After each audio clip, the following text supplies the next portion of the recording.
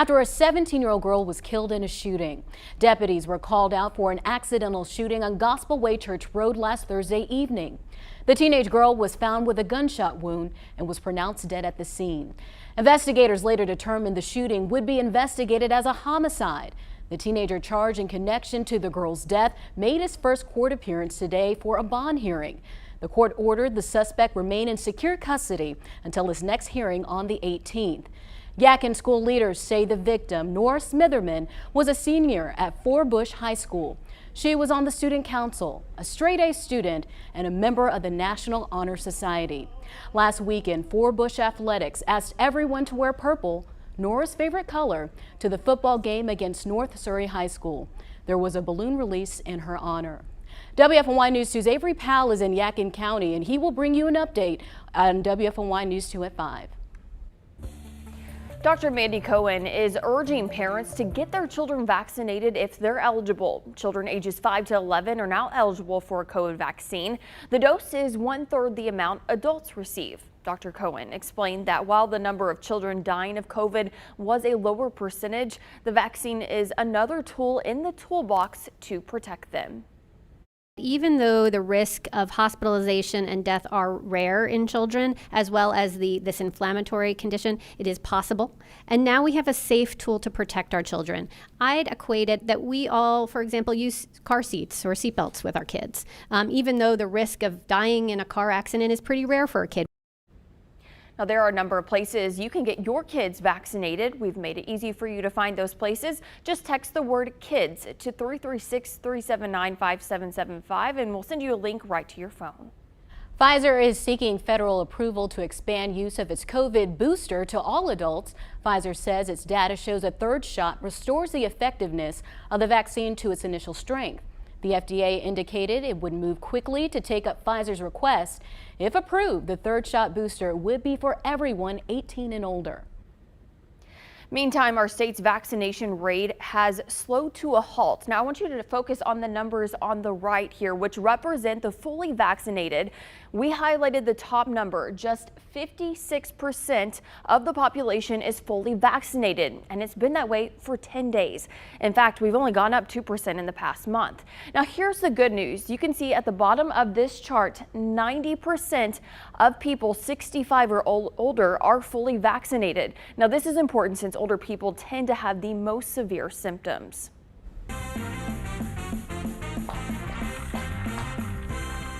All right, it's 2 Wants to Know game show time. So here you go. If you get a text with a link in it, what should you do? Don't click it. Click on it. Right. Don't click on it. Okay. What about if you get a text that has a phone number in it? What should you do? Don't call it. This seems a little too easy, doesn't it, for the game show? But I'm glad that you have answered, both of you, in that way. So here's the thing. Let me show you the text that I received this week. It reads, Tanya, confirm your vaccine at the Coliseum, COVID vaccine CL 24 hours ahead. Check in now, and then it gives me this link, and then it tells me if I have questions to call this 336 number. Okay, so here's the thing.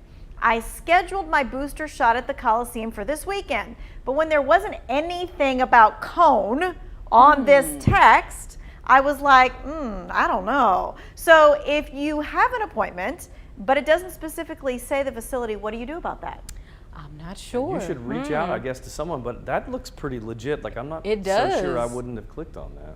Right. So, but I almost clicked on it, and you know that's against my better judgment and what I tell you. So before I clicked on anything, this is what I did, and I want to show you what I did. I Googled the phone number that came in the text, and it's a 336 number, and immediately it came up with Cohen Health. So that right there was one confirmation. Then I Googled the name on the text message, and it was Phrygia, and that sent me to a patient intake tool. Now, I did, of course, confirm this with Cohen Health, but what I wanted to show you is that it took me less than 2 minutes, right, to figure out that, yes, this was for real, and that you would only do this if you knew that you were expecting something. Like, would you do this if you knew that you got a text from a bank that you didn't actually have? No, I'd be like, this has to be fake. Right. Right, and so you know that right off the bat. But what do you do? Do you take that pause when you get something that you think is from the place?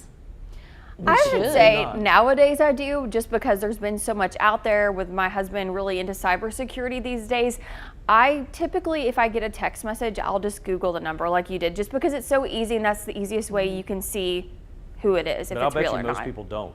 I bet I bet a you lot most of people just- don't. Yeah. And it was one of those things where I thought to myself, ooh, what am I going to do in this, instance? And sometimes you got to catch yourself. So folks, I leave you with this. If you signed up for the Cohen vaccine clinic at the Coliseum for this weekend, or you're going to sign up, I want you to expect this text, and it is for real, but I want you to always have your guard up.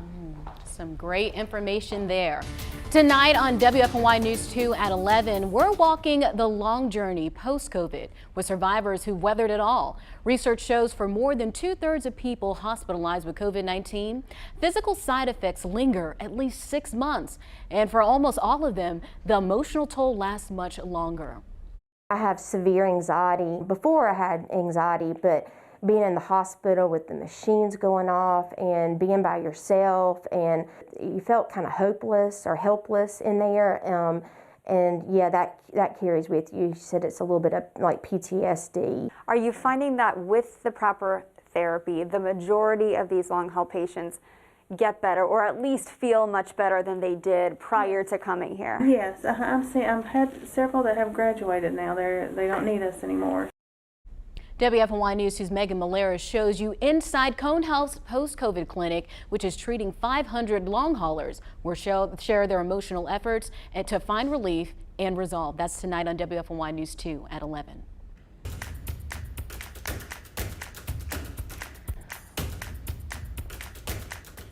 Well, this is my pawpaw. We lost him 2 years ago and we really miss him so much. He was one of about 6 million people in the U.S. with Alzheimer's disease. Now in North Carolina alone, there are about 180,000 people living with a progressive brain disorder that impacts your memory, thinking, and language skills. The CDC says the number of people living with the disease doubles every 5 years beyond age 65. It's actually projected that 14 million people will be diagnosed with it by 2060. These numbers why the Alzheimer's Foundation of America works to provide resources for people. Right now, it's National Alzheimer's Awareness Month, so they're providing free and confidential memory screenings. Whether or not you have memory issues or not, we encourage everybody to get a screening just so you can get a baseline score. It's no different than any other test that you get from your primary care physician for other parts of your body. The screening takes about 10 to 15 minutes and is a series of questions you answer. If you score below the baseline, they'll give you recommendations of what to do next. President and CEO of AFA, Charles Fuschello, says look for these symptoms: memory loss, confusion about time and place, changes in mood, personality, and difficulty in judging certain situations. If you see these signs and symptoms, address it immediately. Don't be in denial, which so many people are, that, oh, he or she is just getting older and it's a normal part of aging. One of the things I love to stress is Alzheimer's disease is not a normal part of aging. Now, if you want the details on how to sign up for this free screening, you can go to WFNYnews2.com. The Winston-Salem community walked to end Alzheimer's and helped raise $100,000 to $90,000 to fund care, support, and research. More than 630 people joined the walk to end Alzheimer's last Saturday and helped set a fundraising record. Participants honored those affected with Alzheimer's with a promise garden ceremony. The colors of promise garden flowers represent Alzheimer's impact on individuals. So great that they're raising so much money for a cause that is so dear to so many people. I feel like anyone you talk to has been affected by this in some way. A lot of people affected, and there's still a lot we don't know about this disease, and that's why these screenings are so important. A lot of experts say when they first started studying this, they thought that you were diagnosed as soon as, or you had the disease as soon as the symptoms started showing, but they say now they realize you can start showing signs like decades before when you're a young child or something like that, before you know. My uncle had this, and one of the things because that was the first time I'd really had any experience with it. Since then, a lot of my friends' parents have had it, but it's just how long it can go on. It's not some quick, it's not like a cancer situation. It's something that can drag on for for decades. Yeah. I mean, and even in a bad situation. So I know that it's really hard on the family when they don't recognize you anymore and that type of thing. So the support needs to go to the family as much as the patient. Yeah. And what Fuscello said, he's a CEO and president, you know, this is for anyone 18 to 90 years old. Anybody can do it. And hey, if your screening goes great, then he said, we'll see you in the next 6 months. That's so perfect. That's awesome. Perfect. All right, let's check in with our forecast, see what's happening there. Monique standing by. Happy hump day. It's Wednesday and it's been warm outside and our radar's staying completely dry for today. When we move out, we widen our view a little bit and we take a look at locations west of us, an area of low pressure developing and a cold front that's making its way closer and closer to the triad. Just ahead of it, we're going to see an increase in cloud cover. Here's a little bit of that picture showing you the cold front developing storm activity ahead of it. On Thursday morning, we're going to see the clouds first, that front approaching us by the afternoon, going into the early part of the evening on Thursday, transitioning into your Friday. That front crosses the area, and behind it, high pressure briefly makes its way through with some strong gusty winds, and then we get another front that crosses our area on Saturday. But hold on tight, we're still talking about the rain for tomorrow. Over the next couple of hours, we're going to have to keep an eye to the skies as clouds slowly but surely start to build across the area Wednesday night, going into the start of your Thursday. And then continuing through your Thursday, rain chances start to increase as well, as then we go overnight Thursday, going into your Friday. I'm expecting some very heavy downpours across the triad, but rainfall totals stay on the low side of things. I'll have that future cast as well as some of those rainfall total estimates coming up when we get back.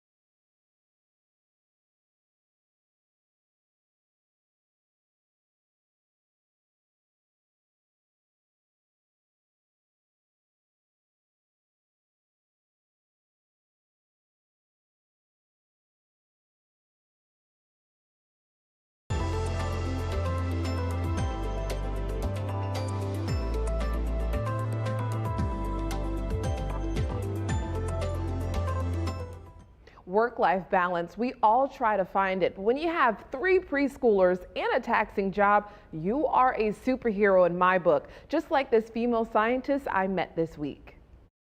I drew some templates for us so that I wouldn't waste my time here. drawing them. And if you don't get them drawn fast enough, like I will post these notes like I always do. When I'm at work, I'm trying to be the best teacher and researcher I can be. And when I'm at home, I'm trying to be the best mom I can be. But it certainly is a lot. Dr. Kimberly Peterson is a mother of 3 and an associate chemistry professor at UNCG.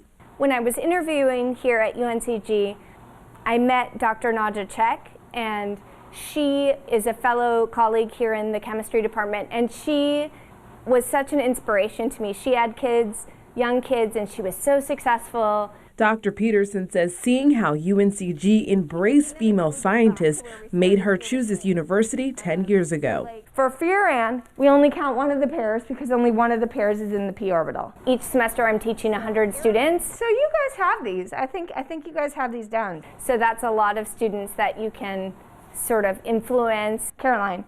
You could just draw it like you're going to draw like an octagon, but at the bottom just do like a mini triangle. Perfect. I mean, I'm training people who want to be doctors and pharmacists and veterinarians. Outside the classroom, Peterson works on groundbreaking research. We are sort of laying some of the foundational groundwork that could potentially be used someday to make a molecule that might treat cancer. Dr. Peterson says she always wanted to be a scientist working in a lab. It's in her DNA. My dad was my high school math and science teacher and chemistry teacher. She found her purpose in mentoring students in a school setting. And we know we're going to have to move these pi electrons all the way around the room. Her advice for students is simple. Go for it. And like if you don't get that scholarship or you don't get that award, it's not a big deal, but sometimes you're going to get it, and so just try for it. There's so many gems when I watch back this story, but one of the main things we talked about was the idea of sisterhood in the workplace, just her being a woman. And I was thinking, here in this workplace, I'm so grateful that I also have peers and that I can work with and colleagues like you all, where I can say are like my sisters that encourage me, give me feedback, give me words of encouragement on those days. It's just nice to work alongside people who support you like that. It is true. And when I looked at her, one of the shots you had in there, Monique, had the chemical bonds, up on there. And I just started like sweating because it reminded me of organic chemistry in college. Was the hardest chemistry course I ever took in my life. I almost failed it. I had to study really hard. She's very smart. Yeah, I wasn't too good at chem either. I really liked how she was talking about how her father was a teacher and inspired her. My mother is a teacher, a former teacher, and she was one of my teachers growing up, and just seeing her be able to have that work-life balance, that you really can do it all. The thing that stood out to me about it is when she talked about, I'm teaching kids right now, well I guess they're not kids, but I'm teaching them and they could be the people that make the cure for cancer, or they're gonna go on and do bigger and better things, and she can say, I had a little bit of a piece in that. Yeah, it's funny because also another thing that we didn't get to talk about in the story itself, but she met her husband at UNCG, so and he's a professor at UNCG as well. He teaches jazz, and so their family is like a UNCG family because she met him while on the job, and so it's really fun. And the kids will probably go there too, and then become professors. Science and jazz, yeah. Two different ends of the Great spectrum. combination. Yeah, I love it.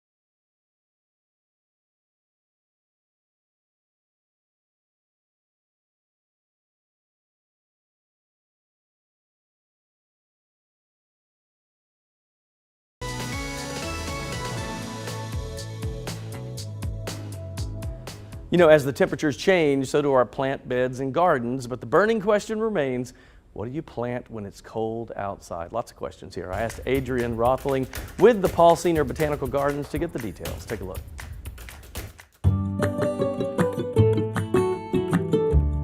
Adrian, thanks for taking time out today. All right, so it is that time of the year we're feeling the chills start to move in, and I think a lot of people, myself included, other than pansies, I don't know what else to do. Tell me what to do. We always like to add Johnny Jump Ups or pansies to our containers, certainly, but we also planted some cool season vegetables like ornamental kale or cabbage, or even mustards, red leaf mustards. And then of course we have our vegetables full of lettuce, radishes, carrots, broccolis, cauliflowers, because they can all handle this cold weather. And why not use those things in some of your winter containers? Hey, you can harvest out of your winter containers all winter long.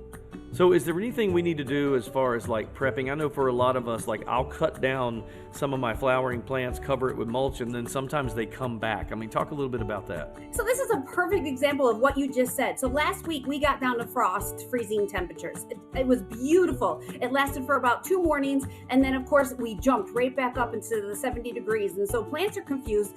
Gardeners or anybody that's into plants are frustrated because here we are today, it's 70 degrees today. It's like, what do you do? So I never cut anything in the garden until we have consistent a week of below freezing temperatures. That way, anything that's still green pretty much has turned brown on the 7th day of the cold night. You really want those consecutive days to actually start taking on some winter dormancy throughout your gardens. Well, I've realized now that I have to pay you to come to my house. Thank you for the information. Yeah, you know what? So pizza and beer, I'm all for it. You don't have to pay me. Perfect. You'll be right at home. Thanks, Adrian. She's the best. I asked her, I was like, she reminds me of my wife. She's kind of a blunt and like a guy's girl and everything. And I said, where are you from? She goes, Rochester, New York. I said, oh, my wife's from Buffalo. That all makes sense now. One of the things she said that I thought is neat that I wouldn't have thought of is the vegetable thing. She said plant vegetables, cucumbers, and I can't remember the others she named.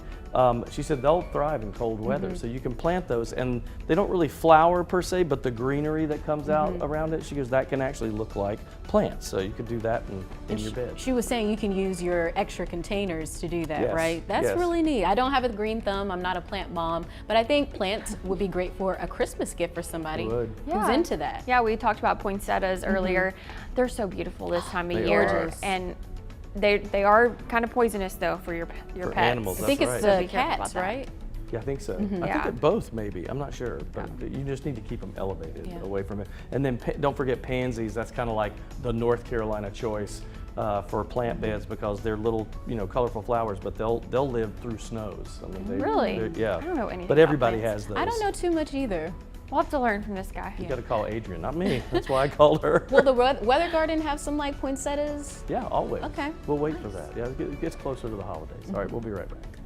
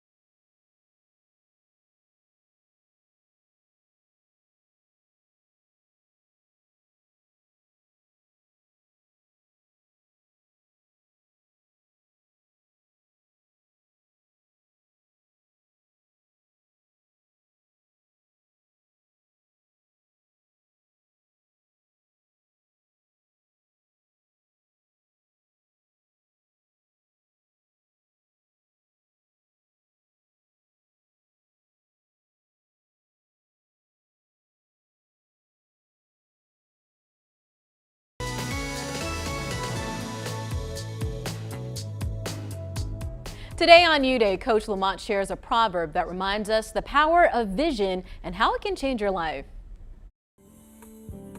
There's a spiritual proverb that says, where there is no vision, the people perish.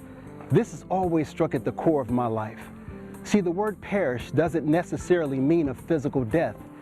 It relates to the spirit and also to the mind. Our greatest torment is sometimes self-inflicted. When our life has no vision, it has no direction. And without direction, your life lacks expectation. This is why so many just accept what life brings and settle for any outcome.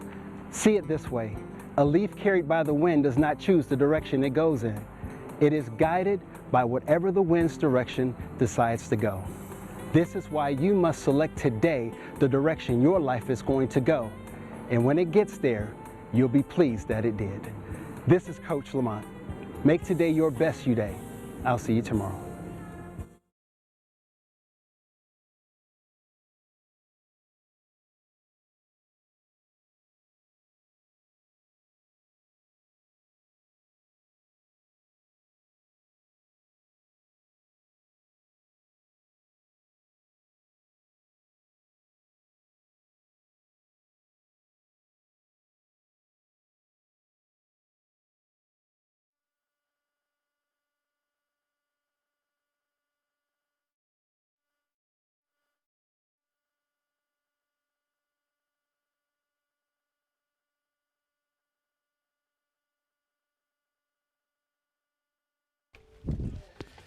Hello, mic check, mic check. Can you hear me? Mic check, mic check. Yes, sir, I was in the principal's office.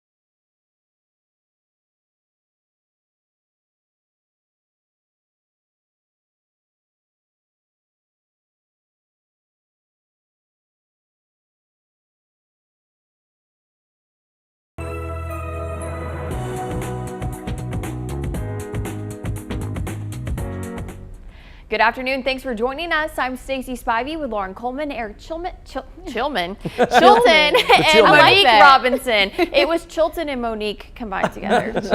Chillman. That's pretty cute. He is a chill man, I guess. I'll take it. I'll take it.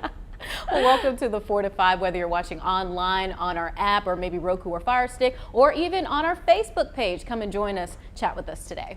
But let's go ahead and get into our top story. A heated discussion at Guilford County Schools Board of Education meeting last night as teachers expressed concerns about bonuses. The district debated the possibility of bonuses to teachers and where that money would come from if it is approved. Educators argued teachers were unhappy and felt unappreciated by the district, leading some to retire early or change districts. District leaders requested the Board of Education create a proposal for presentation at the next board meeting. Superintendent Dr. Sharon Contreras acknowledges the concerns, but stressed that something will need to be cut from the budget if bonuses were approved. We went back and did what you asked and put 25 chillers in the budget because the schools don't have air conditioning. We put $18 million in cameras, security cameras. So everyone keeps asking to spend the same pot of money over and over, but nobody's demanding that the General Assembly come off the $8 billion and fund public schools fairly. Dr. Contreras explained research shows a retention bonus typically has to be large to be effective in retaining employees. All right, let's face it, the pandemic changed the workforce for everybody, including teachers, and that's why so many employers are trying to offer all the bonuses, raises, and other incentives just to keep staff and fill those open positions. North Carolina's unemployment rate right now sits at 4.2%. Our Verified team looks at the number of open positions in North Carolina compared to the number of unemployed workers. North Carolina is just under the national unemployment rate that sits at 4.8%. With many companies trying to find workers, we're looking at the positions open compared to the number of unemployed workers. So the question, does North Carolina have enough jobs to essentially employ every unemployed person? Let's verify. Our sources, a study conducted by Career Cloud, a career building site, Macy Starbacker, editor at Career Cloud, and Harry Bowen, chair of international business and finance at Queen's University.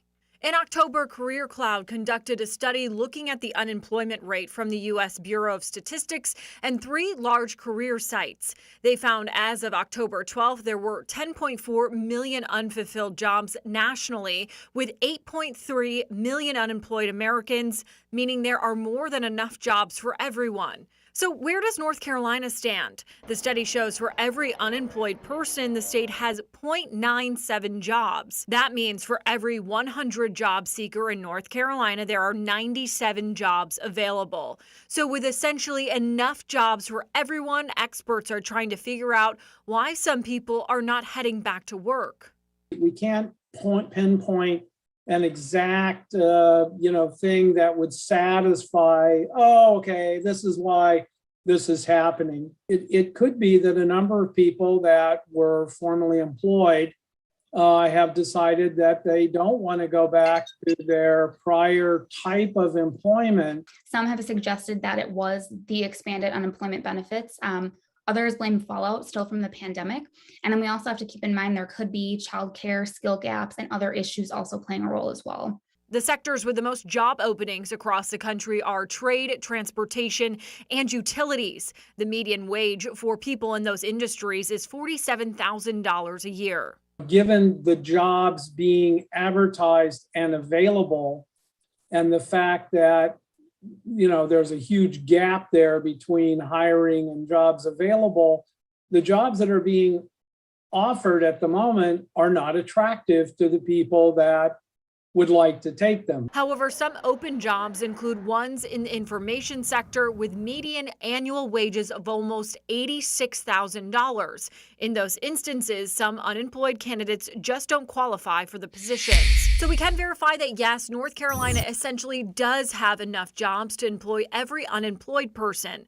Bowen believes in the next 6 months, we should start to see more and more people filling jobs. Employed or not, you can get help with your career, whether you want to change career paths or spice up your resume a little. Today, an expert talks about the free employment resources and help available here in the Triad. You can text your questions to this number, 336-379-5775. U.S. food banks are fighting rising food prices and supply chain issues. Higher food costs and limited availability causing some families to get smaller servings or substitutions for staples like peanut butter. Supply chain disruptions, smaller inventories and labor shortages have all resulted in increased costs for charities. Now, this puts a strain on Triad families already dealing with food deserts and insecurity. That's why one North Carolina A&T student is trying to make a change with these food boxes. WFMY News 2's Jalen Gilkey caught up with the Aggie to learn more about his mission. Well, Curtis Shannon Jr. is a junior liberal studies major at North Carolina A&T. He says as he looked around Greensboro, he saw major problem with food insecurity. So he decided to step in and do something about it. On the corner of Elwell and Phillips, right in front of the McGirt Horton Library, you'll find these 2 black boxes. The idea came from seeing book pantry boxes actually around in Greensboro, and then looking to see like what Greensboro really needed as a community. And so seeing that it was a lot of food insecurity and food desert areas. And so with the food desert areas, I was looking at ways to combat it. So Curtis Shannon partnered up with Habitat for Humanity Greensboro, and they came up with these food pantry boxes to address a decades-old problem.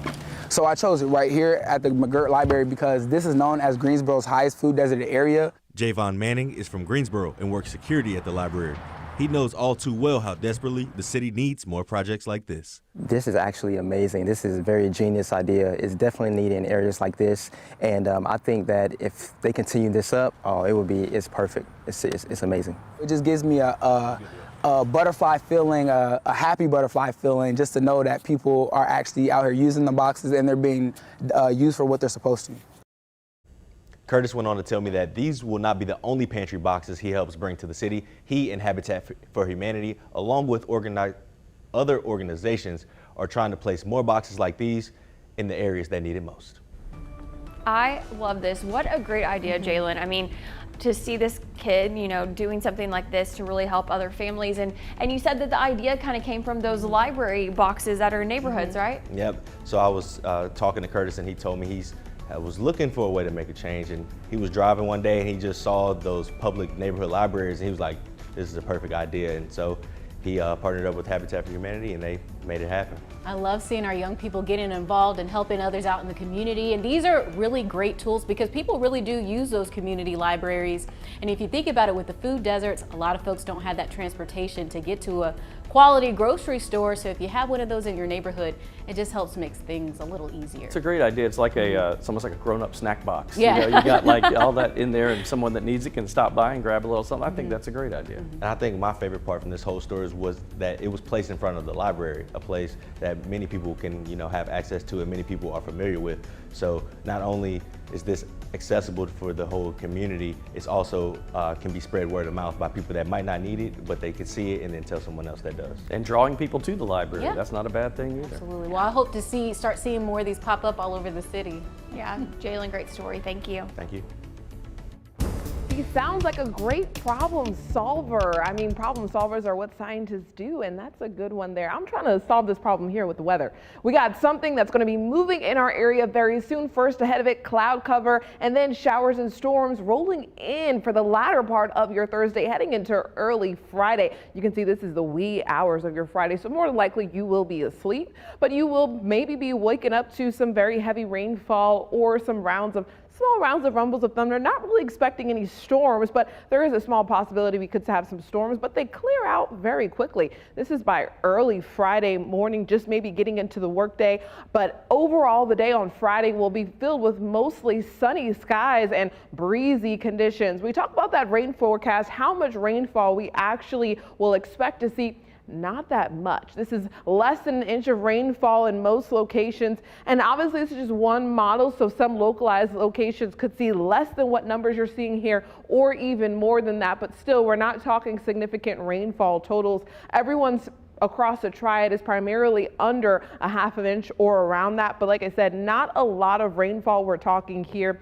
When we go throughout the 7-day, this is the only real day, Thursday night going into your Friday, that we'll expect to see rain. Other than that, the temperatures are going to be cold, but the weather overall will be dry. So Thursday, Friday, the only day you'll need an umbrella if you're out really late. But for the most part, we're just talking about chilly weather thereafter.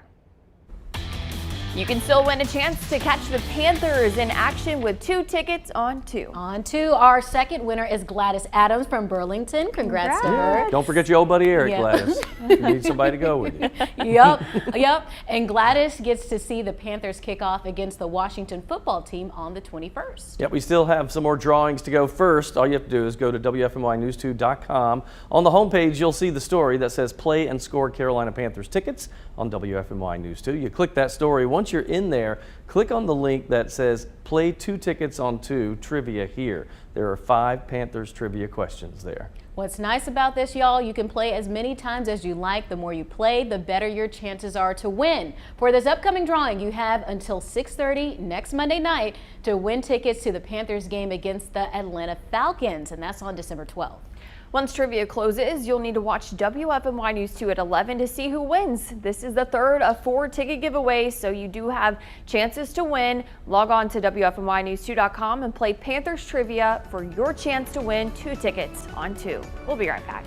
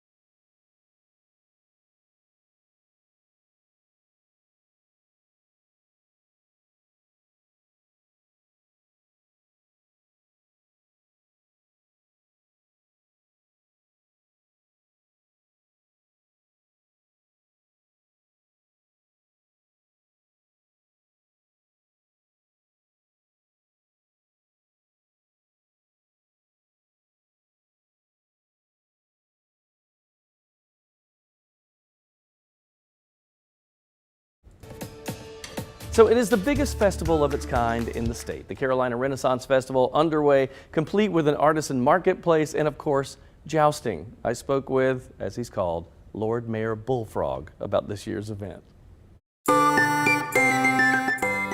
Well, I've interviewed some people in unusual clothing before, but not like Lord Mayor Bullfrog. How are you today? I am grand. I'm all dressed up. Thou are obviously talking to me on laundry day. Hey, tell us about what can we expect at the festival for the next few weekends? How's it looking this year? Oh, indeed. Well, we have two more festive weekends, both of which are a bit themed. The first weekend coming up this weekend, just days away, Time Travelers Weekend. Dress as your favorite time traveler from TV, movies, comic books, your own creation. I didn't realize that you did themes. The themes change each week, or how does that happen? They do. For Halloween, we do special Halloween days and spooky nights. For that weekend in the past, there was free trick-or-treating for the children. The Joust had a special spooky theme, and there were specially themed entertainments for that. Pirates Christmas has passed us by. Tell me, how did all this come about? Because it sounds like people think of Renaissance Festival, they may think of the Renaissance period clothing, but you guys branch out into everything. Well, we here in my town of Fairhaven are in the Renaissance. We allow someone from any time period, any place to visit us. Jedi Knights, Stormtroopers, Orcs, everyday Americans. Do you allow middle-aged news anchors? Sir, if you buy a ticket, we'll allow anything you got. Lord Mayor Bullfrog, I appreciate your time today. Hopefully we'll see everybody out there at the Renaissance Festival for the next few weekends. He basically said, my money is good there. Yes. All right. So I asked you on Facebook, what if you could go back and be born in a different time period? When would that be and why would you choose it? Here are your responses today. Teresa said, I'll answer for my son because I always say he was born in the wrong century, biblical times. I'm so proud of him. Scott Lynch says, I think maybe the turn of the 20th century to be able to attend the real baseball games. I often think of those days of the 1919 White Sox. He thought that would be very cool. Alex says, I would like to be in my 20s through the 90s, but I was born in 91. So I just think some of those 90s styles and trends are starting to come back. It's okay, Alex. I was in my 20s in the 90s. You didn't miss a whole lot. Terry Lifford says, I was born in the very early 60s. We didn't have air conditioning until I was 3, so I would like to have been born in the 40s, but then I rethunk that. I can't live without my air conditioning. Maxie Davis says, I'm good. Nothing wrong with the present, she says. Okay. MD Moore says, I'm happy with this time period, but I am an old soul and would love to visit the 30s, 40s, and 50s because of the cars and the movies, etc. I love these questions because so my parents were teenagers in the 40s. There's a part of me that would like to go back and see what they were, what that time period was like. But I also like the Mad Men thing. I would like to go back and see businessmen in the 60s and just say, I love their style, and the clothes. Hat and everything. You know? Oh, It's very cool. Yeah. Honestly, I mean, there are so many decades I'd love to visit because I love history, but I'm a huge fan of Downton Abbey. Oh. And I just love that time era because of the fashion that they had. I love that any kind of event or party that they had, even dinner, they dressed to the T. Yes. You noticed that about back then? I would love that. I went to a party with that theme and it was so much fun. They went all out. A lot of fun. I know even I go back, this is 1960s, but the way they would dress up, they'd dress up to fly. You know, flying was a big deal. Not everybody got to do it. Like today, it was more accessible. Back then, it was kind of a luxury, cool thing. You were wealthy if you got to fly. And they would dress up and they'd sit at tables with linen in the airplanes and eat dinner like you're at somebody's house. Well, I'm a 90s kid, but I would love to travel to the 80s. I just like the fashion, the big hair, the shoulder pads, the colorful socks, all that. They have a lot of fun then. I can tell you firsthand, it was a blast. Yeah, what was your hair like? Was it big? Big hair, parted in the middle, feather back, horrible. Keep that in your mind as you go to break. We'll be back.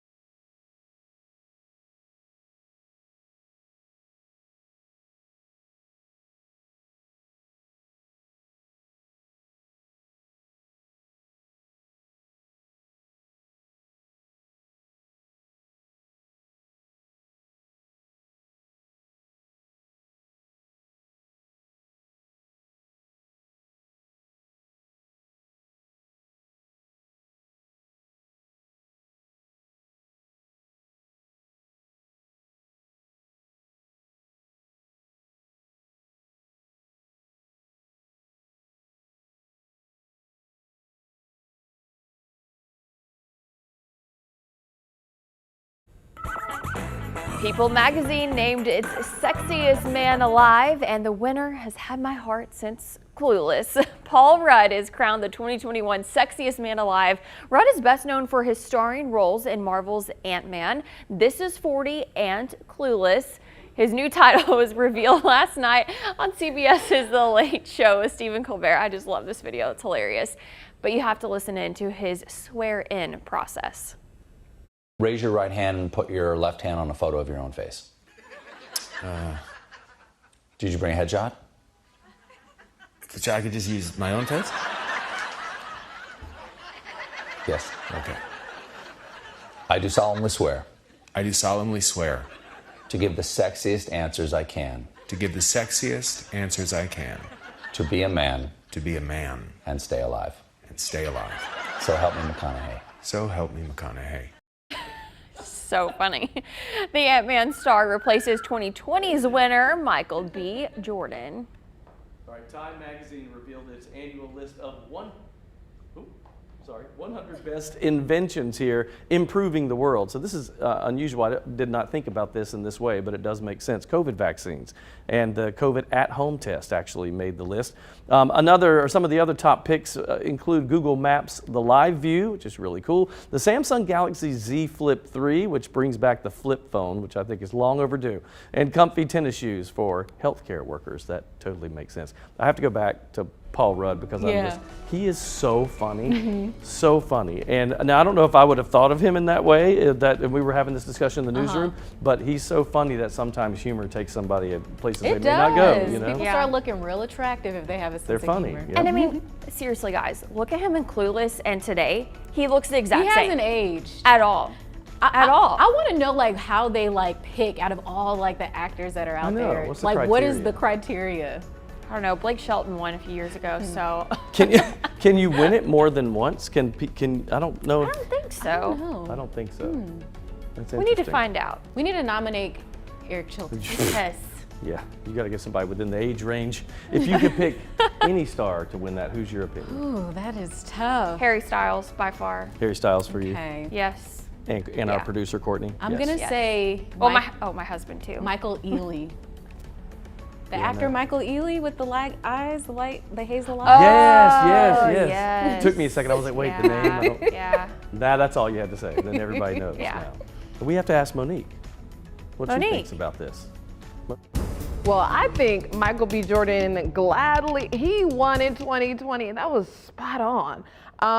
But other than that, I can't think who else off the tip of my tongue, but taking a look at another gorgeous view, this right here is a look at downtown Greensboro as that sun sets. I mean, look at these hues going from the blue shades down to the yellow and orange. Temperature's still at a warm 74, especially for this time of year, but the view is nice. And even tonight, you might be able to spot some other things out in our skies. Jupiter, Saturn, Venus, as well as that crescent moon still looking like a nice old banana. Haven't shown the 7-day yet, but here you have it. Temperatures are going to be chilling down this weekend. Look at those overnight lows going into your Sunday. 34 degrees. The freezing point is 32. That's just 2 degrees away from that. It's going to be a cold night, and then the temperatures don't change much as we go through the rest of that 7-day forecast.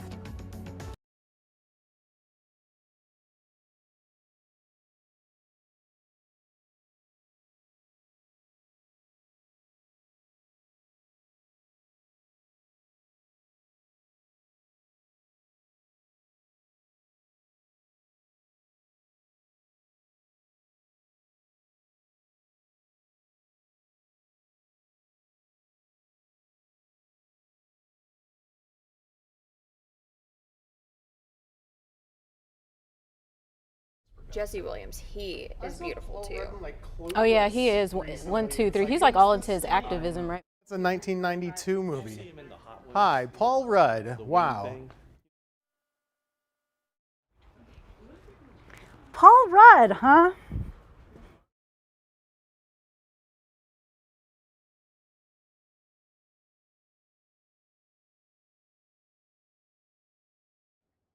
No, it's blue. 1, 2, 3, 4. Nora Smitherman, the 17-year-old who was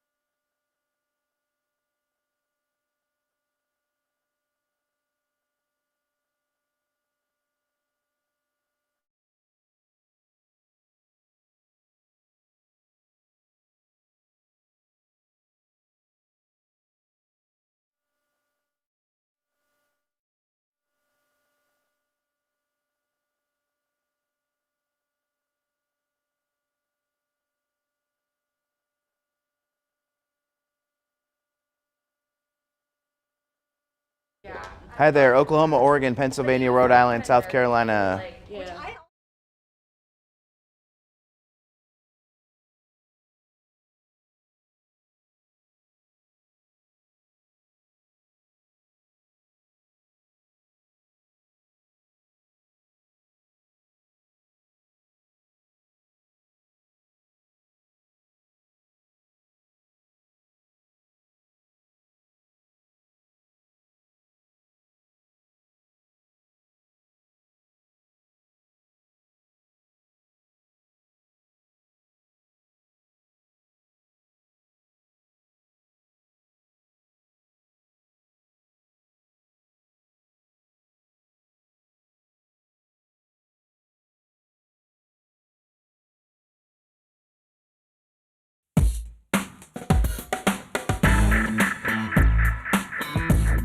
This coffee is too hot. This ice cream is too cold. The weather is too perfect.